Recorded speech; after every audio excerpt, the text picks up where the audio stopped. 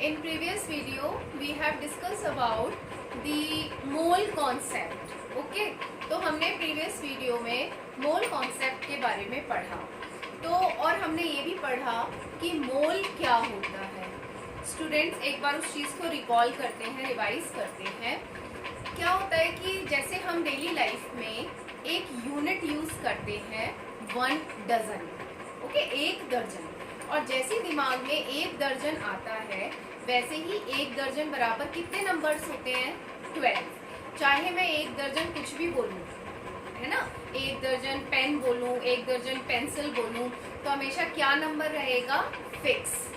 Got it? तो इसका मतलब ये हुआ कि 12 नंबर कोई भी चीज होगी ना, 12 नंबर में कोई भी चीज, 12 पेन होंगे, 12 पेंसिल होगी या 12 शार्पनर्स होंगे, तो वो सब किसके बराबर माने जाएंगे? 1 दर्जन की बराबर. तो दर्जन यहाँ पर क्या हुई? 1 डजन एक यूनिट है जो कि हमें किसी भी सब्सटेंस का नंबर बता रही है. ओके? ऐसे ही केमिस्ट्री में एक यूनिट डिस्क्राइब की गई है जो कि सब्सटेंसेस का अमाउंट या क्वांटिटी बताती है. ठीक है? और वो यूनिट कहलाती है मोल. और 1 mole is equal to always, जैसे 1 दर्जन में हमेशा 12 नंबर रहते हैं, वैसे ही 1 मोल में हमेशा 6.022 into 10 to the power 23 particles कह लो या आयंस या एटम्स प्रेजेंट होते हैं. ठीक है? तो 1 mole is always equals to 6.022 into 10 to the power 23. और ये जो फिक्स नंबर था वो एक साइंटिस्ट ने वेरीफाई करके दिया था और उन साइंटिस्ट का नाम था एवोगैड्रो. इसीलिए इस नंबर को हम एवोगैड्रो नंबर कहते हैं और इसको N0 या Na से डिनोट किया जाता है. तो उन्होंने क्या कहा था? उन्होंने कार्बन को स्टैंडर्डाइज किया था. कार्बन 12 एक आइसोटोप होता है. ठीक है? तो उन्होंने उस कार्बन 12 का 12 ग्राम लिया, कार्बन का 12 ग्राम लिया और उन्होंने मास स्पेक्ट्रोस्कोपी से 12 ग्राम कार्बन में कितने पार्टिकल्स प्रेजेंट हैं, क्या नंबर है एटम्स का, तो उन्होंने ये देखा कि 12 ग्राम कार्बन में 6.022 into 10 to the power 23 particles present थे. तो जब ये पार्टिकल्स का नंबर निकल के आया तो उन्होंने ये नंबर किसके बराबर रखा? 1 मोल के बराबर रखा. तो उन्होंने यही कहा, आगे 1 मोल को उन्होंने डिफाइन भी किया. उन्होंने कहा कि अगर कोई सब्सटेंस का x ग्राम कितने पार्टिकल्स को कंटेन करता है तो वो सब्सटेंस का 1 मोल कहा जाएगा. ठीक है? तो अगर किसी सब्सटेंस में अगर हम पार्टिकल्स कैलकुलेट करें, अगर वो particles 6.022 into 10 to the power 23 आते हैं तो वो ग्राम, वो सब्सटेंस का अमाउंट किसकी बराबर है? 1 मोल की बराबर है. ठीक है? और ये जो 1 मोल सब्सटेंस का जितना भी वेट आता है, पार्टिकल्स की बात नहीं कर रहे हैं, 1 मोल सब्सटेंस का जितना वेट आता है वो क्या कहलाता है? Molar mass. उस सब्सटेंस का मोलर मास कहलाता है. तो इसका मतलब 1 मोल सब्सटेंस का जो वेट है वो हमेशा फिक्स रहता है, उसका जो मॉलिक्यूलर मास निकल के आता है वही रहता है. ठीक है? तो आज हम इस वीडियो में कुछ मोल्स के ऊपर कुछ प्रॉब्लम्स डिस्कस करेंगे, कुछ न्यूमेरिकल्स डिस्कस करेंगे जो कि तुम्हारी एनसीईआरटी बुक में भी हैं. ठीक है? पहले मैं ये डिस्कस करना चाहती हूँ कि मोल्स जो होते हैं ना, मोल, उनका रिलेशन एटम से भी है, उनका रिलेशन मॉलिक्यूल से भी है, उनका रिलेशन पार्टिकल से भी है. ठीक है? कैसे रिलेट करता है मोल्स मास का, मोल्स पार्टिकल्स का, मोल्स मॉलिक्यूल्स का, मोल्स आयंस का. ठीक है? एक बार ये देख लेते हैं, फिर हम ये डिस्कस कर लेते हैं, फिर हम फॉर्मूलेस डिस्कस करेंगे. ठीक है? फॉर्मूले के ऊपर प्रॉब्लम्स करेंगे. देखो, हम कहते हैं, अच्छा हमने ये भी बताया था प्रीवियस वीडियो में कि अगर किसी कंपाउंड के आगे कुछ नहीं लिखा होता तो वो 1 मोल माना जाता है. ठीक है? 1 मोल सब्सटेंस है. तो सपोज करो मैं कहूँ H2O का मास, मॉलिक्यूलर मास कितना निकल के आता है? 18 ग्राम. तो इसका मतलब 1 मोल H2O का कितना वेट है? 18 ग्राम्स. तो H2O का मोलर मास कितना हुआ? 18 ग्राम. ओके? तो अब देखो हम रिलेशन निकालते हैं कि मोल्स का रिलेशन मास से कैसे है। 1 मोल वाटर कंटेन्स 18 ग्राम। ओके, यहाँ हम ये कहें 18 ग्राम ऑफ वाटर कंटेन्स 1 मोल। तो यहाँ पर मास का रिलेशन किससे हो गया? मोल से। अब सपोज इस पे कोई क्वेश्चन आता है कि आप 36 ग्राम वाटर में कितने मोल प्रेजेंट होंगे। तो इसको तुम लोग ना सिंपल मैथमेटिक्स की कैलकुलेशन से कर सकते हो। कैसे? क्वेश्चन क्या है? 36 ग्राम्स वाटर में कितने मोल्स प्रेजेंट होंगे। ओके, तो जैसे फॉर एग्जांपल हमसे पूछा गया है कि 36 ग्राम वाटर में कितने मोल्स प्रेजेंट होंगी, तो हम इसको सिंपल मैथमेटिक्स से कैसे कर सकते हैं कि देखो ग्राम से रिलेट कर दो। ग्राम मतलब मास से क्वेश्चन पूछा हुआ है, तो हम ये कहते हैं 18 ग्राम में कितने मोल्स थे? 1 मोल थे। तो 36 ग्राम में कितने मोल्स प्रेजेंट होंगे निकाल सकते हो। ओके, 36 ग्राम कितने को कंटेन करेगा? 2 मोल्स को। ऑब्वियसली बात है, डिवाइड कर देंगे हम। तो ऐसे सिंपल मैथमेटिक्स से हम यहाँ पर देखो मास का रिलेशन किससे हो गया? मोल से। इसीलिए इसका एक फॉर्मूला रखा गया है कि अगर हमसे कोई मोल्स पूछे और मास दे रखा है, sorry moles number of moles पूछे और वेट भी दे रखा है, यहाँ वेट दे रखा है गिवन मास 18 और मोलर मास इसका कितना होता है, सॉरी इसमें जो गिवन मास है वो कितना है 36 और मोलर मास कितना होता है? मोलर मास का मतलब 1 मोल वाटर का वेट कितना है 18। तो गिवन मास 36 डिवाइडेड बाय 18, तो 2 मोल्स हो गए। ओके, तो इसी तरीके से सिंपल मैथमेटिक्स से भी हम कैलकुलेट कर सकते हैं और फॉर्मूले से भी कैलकुलेट कर सकते हैं नंबर ऑफ मोल्स। तो अभी हमने क्या सीखा? मोल्स का रिलेशन मास से। ठीक है, तो मोल्स को हम कैसे रिलेट कर सकते हैं? 1 मोल सब्सटेंस का वेट कितना है और जितना मास पूछा हुआ है उससे हम फॉर्मूले से कैलकुलेट कर सकते हैं। सेकेंड है, अगर हम अब हम मोल्स का रिलेशन पार्टिकल से देखें तो यही देखते हैं कि 1 मोल वाटर कंटेन्स 1 मोल वाटर में कितने पार्टिकल्स प्रेजेंट होंगे? 6.022 इंटू 10 टू द पावर 23। और तुमसे कोई पूछता है कि 5 मोल्स में कितने पार्टिकल्स प्रेजेंट होंगे, तो निकाल सकते हो तुम कि इफ नंबर ऑफ मोल्स पूछे जाएं और पार्टिकल्स गिवन हो तुम्हारे पास। ठीक है, जैसे 12.044 into 10 to the power 23 particles of water में कितने मोल होंगे, मतलब पानी में इतने पार्टिकल्स प्रेजेंट हैं तो इसमें कितने मोल्स प्रेजेंट होंगे। तो हमें यहाँ पर पार्टिकल्स दे रखा है, तो हम ये कौन सा फॉर्मूला लिखाएंगे? Number of moles is equal to given number of particles divided by Avogadro number. देखो इसको तुम ऐसे डेली लाइफ से भी समझ सकते हो कि सपोज मेरे को ऐसे बता रखा हो कि तुम्हारे पास 24 चेयर्स हैं, नंबर गिवन है 24 चेयर्स हैं और तुम बताओ कितने दर्जन है ये। तो तुम कैसे करोगे? दर्जन कैलकुलेट करने के लिए क्या करोगे? 24 डिवाइडेड बाय 12। एक दर्जन में कितने होते हैं? 12। तो जैसे ही 1 मोल में कितने पार्टिकल्स होते हैं? 6.022। तो इतने पार्टिकल्स में कितने मोल्स होंगे आराम से निकाल सकते हो। दिस मीन्स कि मोल का रिलेशन पार्टिकल से भी हम कंबाइन कर सकते हैं। नेक्स्ट है आपका, अगर आपसे पूछा जाए नंबर ऑफ मॉलिक्यूल्स, जैसे अगर ये भी मॉलिक्यूल है, ठीक है, नंबर ऑफ मॉलिक्यूल्स पूछे जाए आपसे, तो हम क्या करेंगे कि नंबर ऑफ मॉलिक्यूल्स कैलकुलेट करने के लिए मास जो गिवन है divided by molar mass into Avogadro number, ये फॉर्मूला हम यूज कर लेंगे। अब धीरे एक दो क्वेश्चंस में हम देखेंगे इन फॉर्मूले का यूज कैसे किया जाता है। ठीक है, तो फर्स्ट नंबर का क्वेश्चन है आपका। ओके, तो देखो फॉर्मूलेस को यूज करके हम न्यूमेरिकल्स देखते हैं। हमसे क्या पूछा हुआ है? फाइंड आउट दी मोल्स, और हमें दे क्या रखा है? Given mass.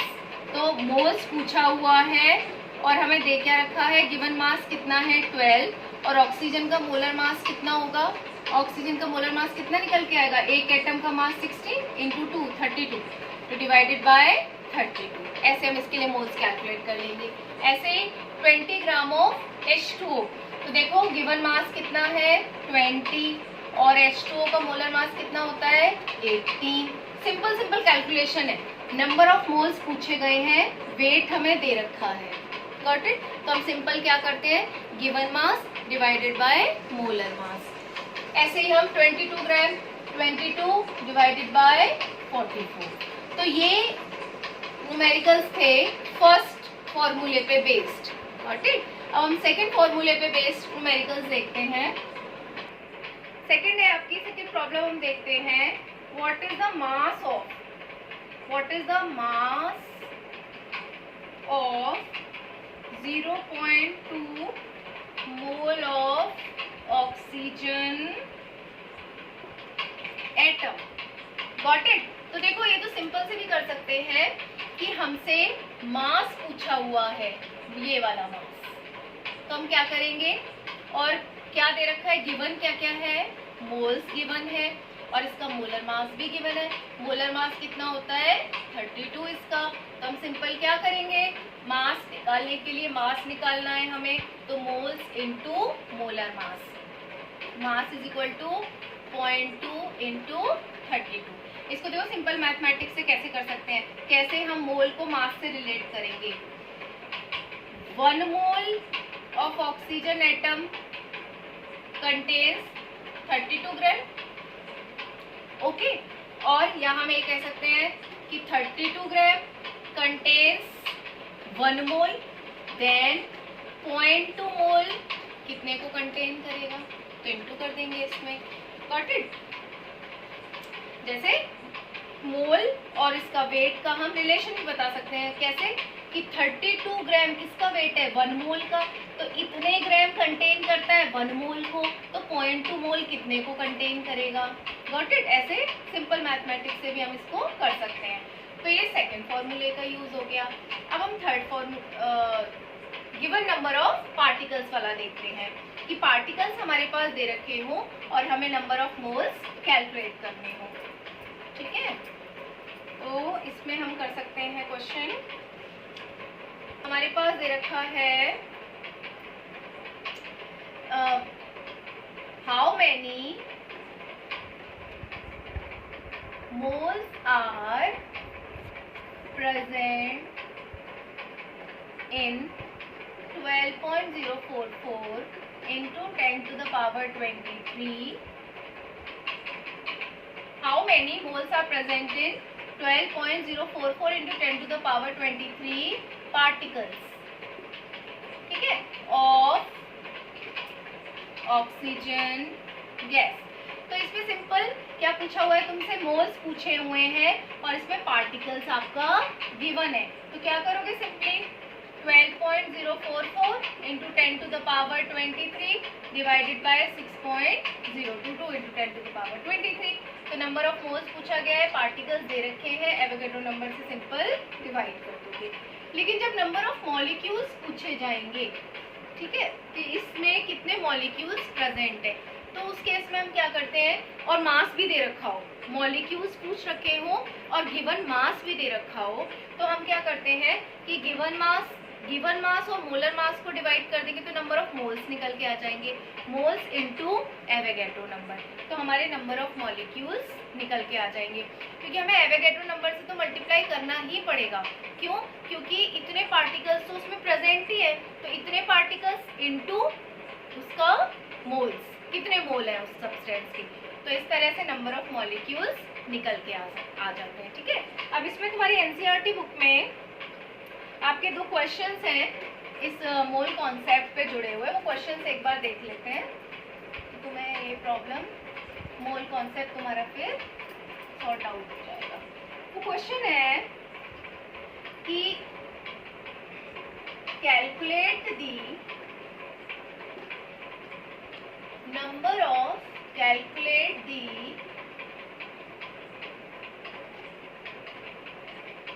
number of molecules of sulfur atoms, ठीक है, और जो सल्फर होता है ना, एक चीज हमेशा याद रखना कि जो सल्फर होता है वो सिंगल फॉर्म में नहीं पाया जाता, वो उसके हमेशा 8 एटम्स नेचर में एग्जिस्ट करते हैं। तो सल्फर हमेशा किस फॉर्म में प्रेजेंट होता है? 8 एटम्स के ग्रुप में प्रेजेंट होता है। तो क्वेश्चन में पूछा हुआ है calculate the number of molecules of sulphur. Sulphur का कितना हो गया formula? S8 present in 16 gram of sulphur. देखो अब यहाँ पर मास का कॉन्सेप्ट आ गया, तो हमें मास के कॉन्सेप्ट के लिए और क्या पूछा हुआ है? Number of molecules. तो हमें गिवन मास दे रखा है यहाँ पर, तो हम क्या करेंगे? इसको मास से रिलेट कर देंगे।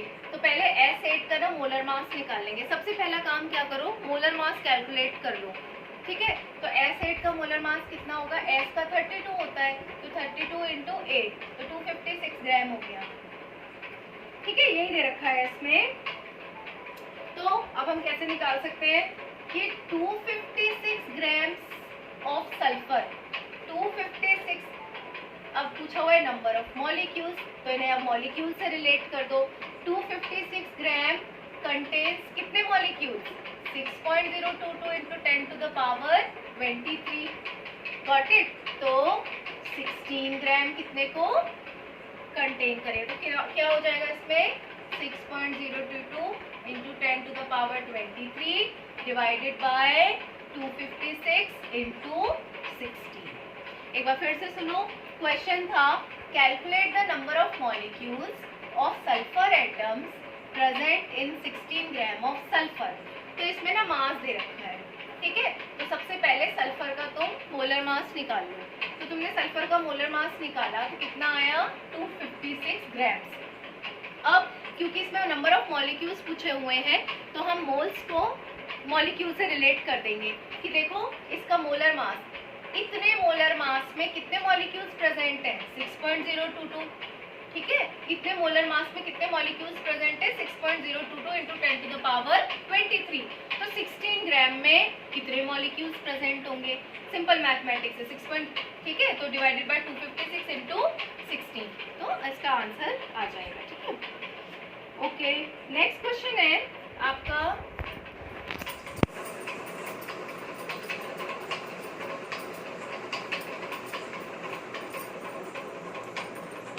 कैलकुलेट दी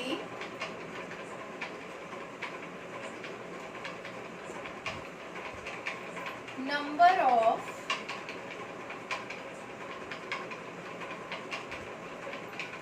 एल्यूमिनियम आयंस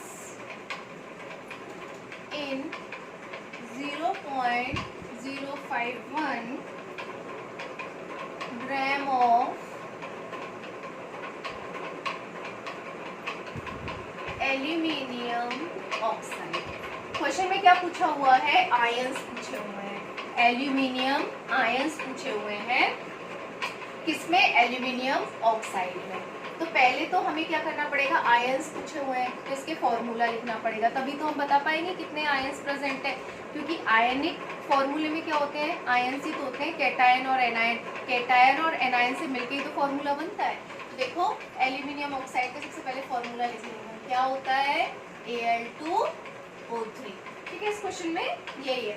और इसमें एल्यूमिनियम का मास दे रखा है 27, तो हम इसका पूरे का मास निकाल लें। Molecular mass 27 into 2 plus 16 into 3, got it? तो इसका मास निकल के आता है 102 ग्राम्स। तब हम इसको क्या करेंगे? उसे फिर आयन से रिलेट कर देंगे। 102 grams contain 6.022 into 10 to the power 23 ions. जब 102 ग्राम कंटेन कर रहा है इतने आयंस, ठीक है। तो 0.05 ग्राम 1 ग्राम कितने को कंटेन करेगा? तो क्या करेंगे? 6.020 10 to the power 23 divided by 102 into 0.051, ठीक है। और जो वैल्यू निकल के आए इसकी, सपोज x वैल्यू निकल के आए, अब हमारे इस फॉर्मूले में ना 2 आयंस है, ठीक है। तो जितनी भी वैल्यू आए ना उसका इंटू 2 में और कर देंगे बस हम, तो वैल्यू कितनी आ जाएगी, इतनी आ जाएगी। ठीक है, एक बार फिर से सुनो इस न्यूमेरिकल को।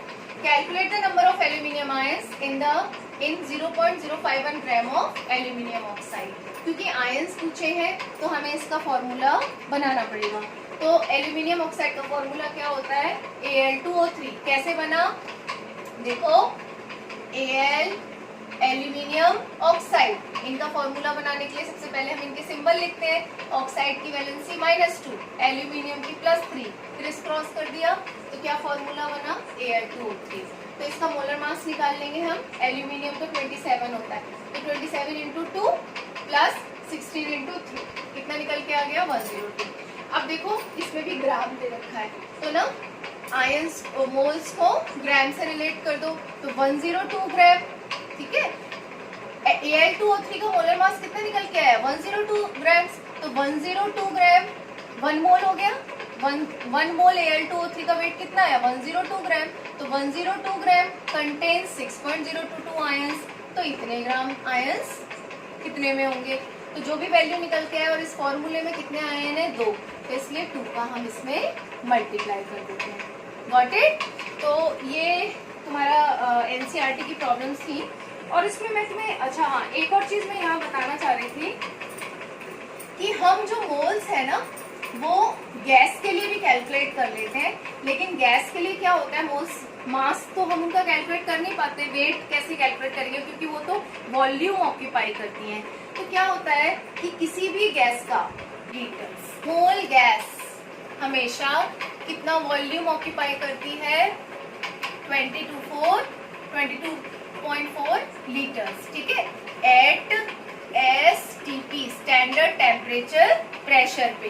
तो अगर मोल निकालने हो हमें, तो जनरली हम क्या करते हैं पता है, डेंसिटी D = m/v।